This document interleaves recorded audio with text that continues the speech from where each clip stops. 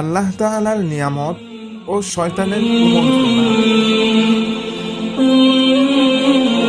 নিয়ামত হারালে কিভাবে ধৈর্য ধরতে হয় এবং শয়তানের কুমন্ত্রণায় পড়ে কি ভয়াবহ পরিণতি হতে পারে। আল্লাহ তাআলা পবিত্র কোরআনে বলেন, নিশ্চয় শয়তান তোমাদের শত্রু, সুতরাং তোমরা তাকে শত্রু হিসাবেই গ্রহণ করো। বর্ণিত আছে, এক ব্যক্তির কয়েকটি আঙ্গুরের বাগান এবং অন্যান্য আরও অনেক বৃক্ষ ছিল।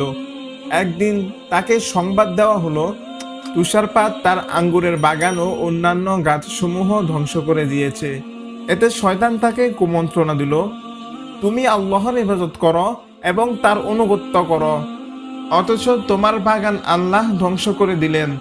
ফলে সে খুব ক্ষিপ্ত হলো, ঘর থেকে বের হয়ে আকাশের দিকে চাবি নিক্ষেপ করে বলল, তুমি আমার ফলসমূহ ধ্বংস করেছ, এখন চাবিটিও নিয়ে নাও।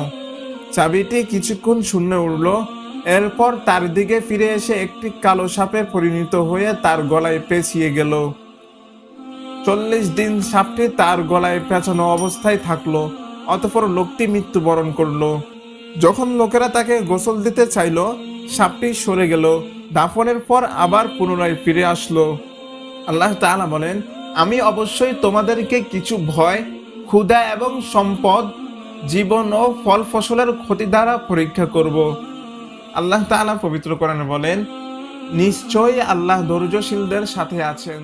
ভিডিওটি ভালো লাগলে একটি লাইক করুন, চ্যানেলটি সাবস্ক্রাইব করুন এবং ভিডিওটি শেয়ার করে আমাদের সাথেই থাকুন।